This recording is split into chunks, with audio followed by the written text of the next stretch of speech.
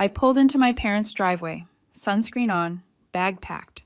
My mom opened the door and said, "You were never actually on the guest list. We figured you'd be fine alone." I smiled and drove away. That night, I got a payment request. $5,100. Your share of flights and villa. I refused and sent $1 with a note. You'll have a surprise. 2 days later, my family screamed when they saw me in Hawaii. It was one of the worst travel preps I'd ever gone through. Nothing was smooth. I couldn't find my flip-flops, even though I swore I'd left them in the hallway closet. My sunscreen exploded in my bag. I had to switch duffels last minute when the zipper on my usual one snapped wide open like it had been waiting for this exact day to fall apart. The charger I packed was for an old phone, and I forgot to refill my prescription, which meant a detour on the way. Everything that could go wrong did. But I kept telling myself it would all be worth it. We were going to Hawaii, the first family trip in years. Just the 5 of us. Me, my parents, my sister Sarah, and her husband Dan. We'd been talking about it since spring, and now it was happening. A beach house, sunshine, something close to normal again, I thought. My parents told me to swing by their place the night before since our flight was early. Made sense. I'd crash on the couch. We'd head to the airport together. I even picked up some snacks to share on the flight. I had everything packed. Sunscreen already on like a dork, music playing in the car, full-on vacation mode activated. I pulled into the driveway just as the sun was starting to dip. I grabbed my bag, walked up, and knocked. My mom opened the door. She didn't even look surprised to see me, more like mildly inconvenienced. Then she hit me with it. "You weren't actually on the guest list. We figured you'd be fine alone." I thought she was joking. I stared at her, waiting for the punchline. Nothing. Inside, I saw their bags lined up by the stairs. A cooler, sun hats, passports on the hallway table. Sarah and Dan were laughing at something on her phone in the living room like it was just another night. "What are you talking about?" I asked. She gave me this look like she was trying to soften it, but didn't have the energy. "Sarah's had a rough time lately." She asked if we could make this trip just about her and Dan. No tension, no stress. You two haven't been getting along, and honestly, we agreed. We wanted her to have something peaceful. They dumped me. Not because of logistics, not because of a mistake, but as a gift to Sarah. Like excluding me was an act of love for her. I looked over her shoulder one last time. My dad was in the kitchen facing the other way, pretending to stir something he clearly wasn't cooking. No one said anything. No one moved to stop me. So I left. Back in my car, I sat there for a few minutes, not even angry yet. Just embarrassed. Not just that they cut me out, but that I didn't see it coming. The last few months, every time we talked about the trip, it was vague. "We'll let you know. We're still confirming things." I thought they were just being disorganized. But no, they'd planned everything around me, not including me. At around 10:47 p.m. that night, I got a Venmo request from my mom. $5,100. Your share of flights and villa. I stared at it, smiling. Then I sent back $1 with a note. You'll have a surprise. I opened my laptop, checked the flight number I'd suspected they were taking. It still had seats available. I booked one. Same time, same gate. They wanted Sarah to have peace. Fine. But I wasn't going to soak in my apartment for 5 days while they posted selfies from the beach. I found a better place. A private cabana, luxury villa, full ocean view, separate entrance. 5 days. I booked it all under their last name, and I added a note to the reservation about how the Miller family prefers early check-in and a bottle of champagne. I didn't want revenge. I wanted peace too. But mine was going to come with a better view and a key with their name on it. I got to the airport early.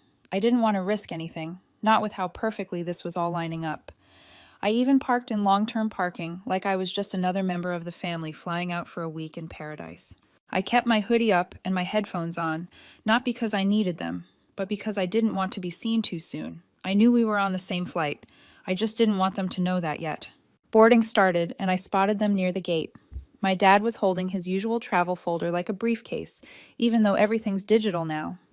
Sarah had a designer neck pillow looped through her suitcase handle, laughing with Dan over something on her phone.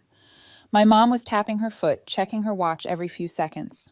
I waited until the final boarding call, slipped past them in group 4 while they were distracted with a gate agent about a window seat, walked right by. Nobody noticed. It was kind of beautiful. The plane was full. I took a middle seat, head down, slept through most of the flight, woke up somewhere over the Pacific just as the flight attendants were handing out drinks. They were a few rows ahead, talking and laughing like they were already on vacation. When we landed, I let them go first. They rushed off excited, ready to start their curated family getaway without the problem child. I hung back, took my time, and when I stepped into the arrivals area, there it was, my driver holding a sign that said, Miller Family. He didn't even ask questions. Grabbed my bag and led me to a black SUV with cold towels and a basket of fresh fruit in the back. I didn't even have to touch my luggage.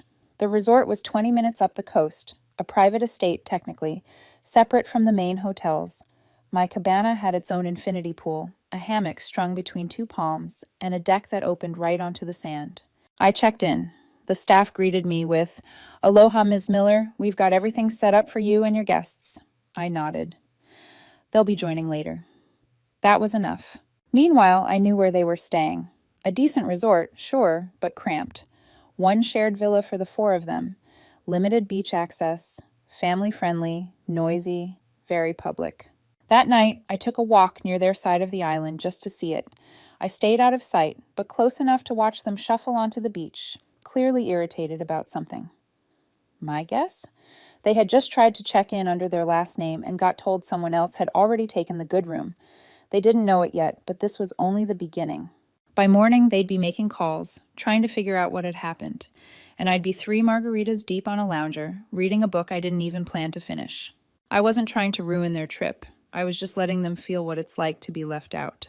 The first morning felt like something out of a brochure. The ocean was quiet. The breeze came through like it had been designed for that specific Tuesday. I had no messages, no calls, no noise, just a plate of tropical fruit I didn't recognize and the sound of waves. It was the first time in a long time I didn't feel like I was orbiting around someone else's life. By 9 o'clock a.m., the messages started coming in. First was a text from my mom. "Did you do something with our reservation?" I ignored it. Then Sarah chimed in. "We need to talk. Something weird's going on with the villa." That one made me smile. She followed it up with a voice message I didn't listen to. What happened was exactly what I expected.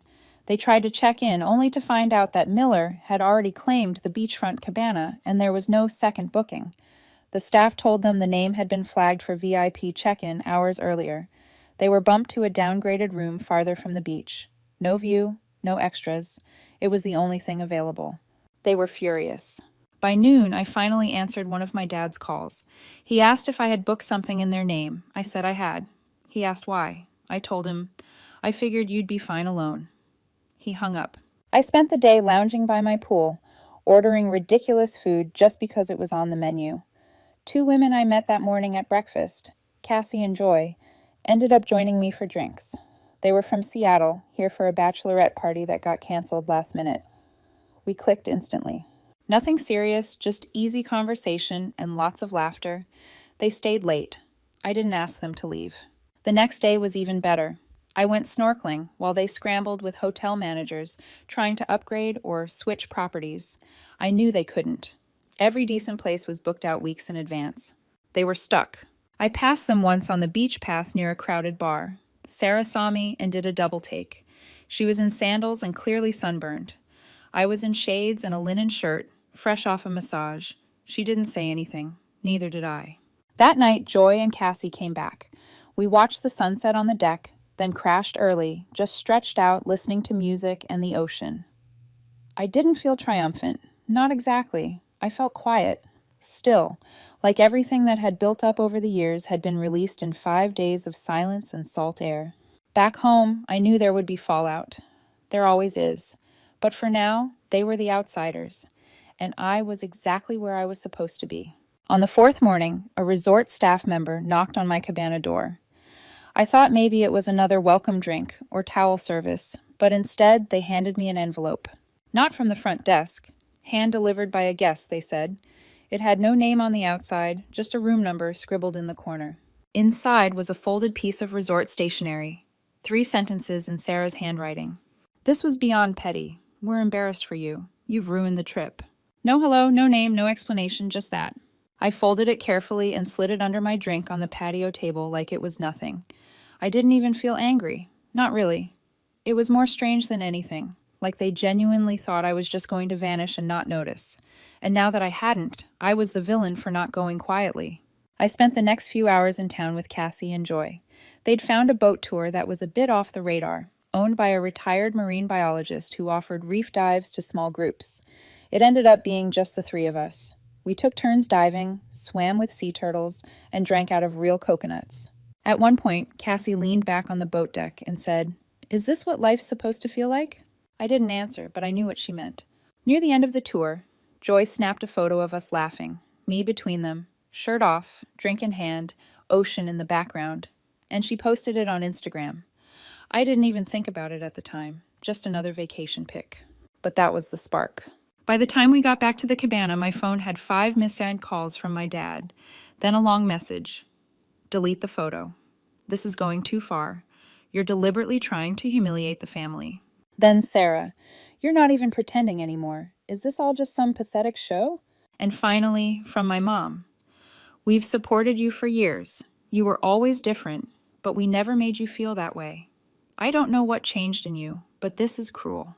I reread that last one twice. Supported me for years. That line echoed in my head for the rest of the afternoon. Supported me.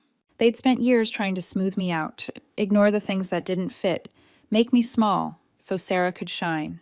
That night, Cassie and Joy went into town to check out a live music bar. I stayed back. I wasn't in the mood. The air was still warm, and I walked down to the beach barefoot, just needing to clear my head. As I got near the edge of the resort property, I saw someone sitting on the low stone wall by the water. Dan. He was alone, nursing a beer, staring at the ocean. He saw me, but didn't flinch. After a second, he raised the bottle like a lazy wave. I hesitated, then walked over, sat down a few feet away. Dan didn't look at me. "They're unraveling," he said. "Your mom cried earlier. Sarah's been slamming doors." I didn't say anything. She wasn't expecting you to actually show up. He added, "Definitely not like this. They all thought you'd just sulk at home." I glanced at him. "Did she ask them to leave me out?" He didn't answer immediately. Took a sip, then said, "It was her idea. I think they went along with it because it seemed easier than dealing with another fight." I nodded slowly. He glanced over. "I don't think you're wrong, but I'm probably not supposed to say that." We sat there in silence for a while. The tide was creeping up the sand. A crab skittered past us like it didn't want to get involved. When I stood to leave, Dan said, "They're going to keep coming after you when we're back." I know. Back at the cabana, Cassie and Joy were curled up on the daybed, both half asleep under a throw blanket, music playing low on someone's phone. I grabbed a water bottle from the minibar and sat outside with them. Joy opened one eye, looked at me, then drifted off again. I leaned back and closed my eyes. Let them scream. Let them post. Let them spiral. This was the first time in my life I wasn't trying to earn a seat at their table, and it felt better than anything I could have imagined. The flight home was quiet. We were on the same plane again. Total coincidence, but it felt like some twisted symmetry. I boarded first this time, sat near the back with a window seat and noise-canceling headphones. I saw them come in, my parents, Sarah and Dan, tired, tan, and not speaking to each other. They didn't notice me. Or maybe they did, and just didn't want another scene. The weird part was, I didn't feel anything. No smugness, no triumph, just nothing. I watched the seatbelt light flick on and looked out the window until we were in the air. After landing, I ignored their glances at baggage claim and walked straight to the parking garage. They didn't try to stop me. I think even they knew there wasn't anything left to say. 2 days later, the retaliation started. First, the text from my mom. "We've decided to pause communication for a while. Emotions are still high. You crossed the line, Ella." Then my dad. "We hope you reflect on the choices you made and the damage done." But the real message came in the form of money. They filed a formal payment request through Venmo again. $15 and $100. Flights, villa. Emotional distress, not included. I denied it. They tried again. I denied it again. Then I blocked both of them. Sarah didn't block me. She did something worse. She started texting constantly, not to talk, but to provoke. "Hope your little stunt was worth it. You really think this makes you look strong? It's pathetic. You've always been selfish. Don't expect this to just go away." I didn't respond, not once. She escalated from text to voice messages, sometimes 3 or 4 in a row. I deleted them all without listening. At work, I didn't mention the trip. My coworkers asked how Hawaii was, and I just said, quiet, just what I needed. No one cried. Cassie and Joy followed me on Instagram. We exchanged a few messages, but it was clear we'd each go our own way, and that was fine. What we had was short, simple, and exactly what I needed in that moment. Nothing more. A week after the flight back, I got an email from my dad with the subject line, "Family boundaries going forward." I didn't open it. I archived it. Whatever line they thought I crossed, I wasn't interested in defending myself anymore. They made a choice to leave me out, to make someone else more comfortable. I made a choice to stop chasing their approval. Simple as that. By the end of that month, I deleted the family group chat and removed every shared calendar event I had marked. Birthdays, holidays, anniversaries, gone. The silence wasn't sad, it was clean. By the time October rolled around, it had been almost 3 months since Hawaii. No calls, no family dinners, no check-ins. Nothing. The last time I heard my parents' voices was in that airport terminal, when they were laughing without me. And the last time I saw Sarah was that flash of her on the path, sunburned and stunned, when she realized I was staying somewhere better than all of them combined. They never apologized. Not once. They just shifted into this passive-aggressive campaign to freeze me out completely. My mom unfollowed me on everything. My dad blocked me on Venmo and LinkedIn, which was honestly just bizarre. Sarah didn't block me, but her texts kept coming every couple of weeks. Same tone every time. "You should talk to Mom. This went too far, Ella. Seriously." "Still playing the victim, huh? You just abandoned us." Typical. She never once acknowledged what they did. Never mentioned the decision to exclude me in the first place. In her mind, I was the selfish one because I didn't just accept being left behind, because I didn't roll over and pretend everything was fine when it very clearly wasn't. Eventually, I muted her, then finally blocked her too. Not out of spite, just because it was exhausting. She didn't want to talk. She wanted to keep herself angry. In early November, I ran into Dan at a gas station near my place. He was alone. He gave me a small nod when we made eye contact, then walked past me without saying a word. I didn't stop him. Didn't care to. I was done reaching for people who didn't know how to hold anything that wasn't about them. A few days later, I got one last letter in the mail from my mom, handwritten, a full page. She said she hoped I was okay, that she didn't understand where all this anger came from, that it was tearing the family apart. She wrote that forgiveness was still possible, but only if I came forward and admitted my part in creating such an ugly division. I folded it neatly, put it in the drawer next to my bed, and never read it again. That was the last time any of them reached out. Christmas came, then my birthday. I spent both with a few friends from work. No drama, no forced small talk, no walking on eggshells. I thought about Hawaii sometimes. Not the revenge, not the petty satisfaction, but the feeling of that first morning alone, when the ocean was calm and no one expected anything from me. That moment when I realized I didn't need them to give me space anymore, I could take it for myself. It wasn't about punishment, it was about peace. And peace, I've learned, doesn't beg to be understood. It just stays quiet and lets everything else keep screaming. That's the last I'll say about them. We don't talk anymore, and I don't miss it. Almost a year had gone by. It had gotten to the point where entire weeks passed without me thinking about them. I'd stopped wondering if they'd reach out. I'd stopped checking for their names in my inbox or bracing every time the phone buzzed. Life moved forward. I moved closer to the coast, picked up more freelance clients, and finally started sleeping through the night again. I wasn't trying to rebuild anything. I just built something new. Quiet, normal, mine. I was seeing someone, Nick. We met at a gallery opening and hit it off without trying too hard. He didn't dig into my past, and I didn't unload it. For the first time in forever, I had space around me that didn't feel like it belonged to someone else. Then, last Tuesday night around 8:30, there was a knock at my door. It wasn't expected.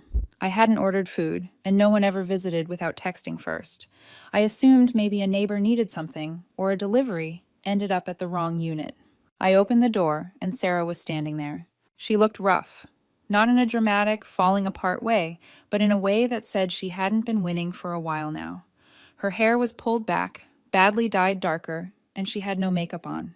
She wore this windbreaker I swear I'd seen her wear in college, back when things still made sense between us. Neither of us said anything for a moment. Then she looked at me and said, "Mom's in the hospital." My mouth opened before my brain caught up. What happened? Heart attack, she said. Mild. They said she'll recover, but she asked for you. I just stood there. I didn't move, didn't breathe for a second. I couldn't even picture my mom in a hospital bed, not because she seemed invincible, but because I had finally filed all of them away into a part of my mind I didn't visit anymore. Sarah kept going. She said your name before mine, not Dad's, yours. I didn't know whether to believe her. She handed me a folded piece of paper, just one line written on hotel stationery. If I was wrong, I'm sorry. I love you either way. No signature, no over-explaining, not like her. I didn't ask if she meant it. I didn't ask why now. I just stared at the paper. Then Sarah said something I didn't expect. She's scared you won't come. Not because you're angry, because she thinks maybe you've actually moved on. It was the most honest thing she'd said to me in years, maybe ever. And for a brief second, I felt it. That crack in the wall I'd built. Not a collapse, not forgiveness, just a flicker of something I didn't want to name. I asked how she got here. She said she took a rideshare. Her car was in the shop. The Sarah I knew wouldn't be caught dead without her car. I watched her turn and walk back down the driveway without waiting for a response. I closed the door, sat in the dark with the note still in my hand. Nick texted me an hour later. Just a simple, "Want me to come over?" I stared at the screen. Then I replied, "Not tonight. It's been a weird day." I didn't go to the hospital, I didn't call anyone, but I didn't throw away the note either. It's still on the kitchen table, folded, waiting. And for now, that's all I'm ready to give.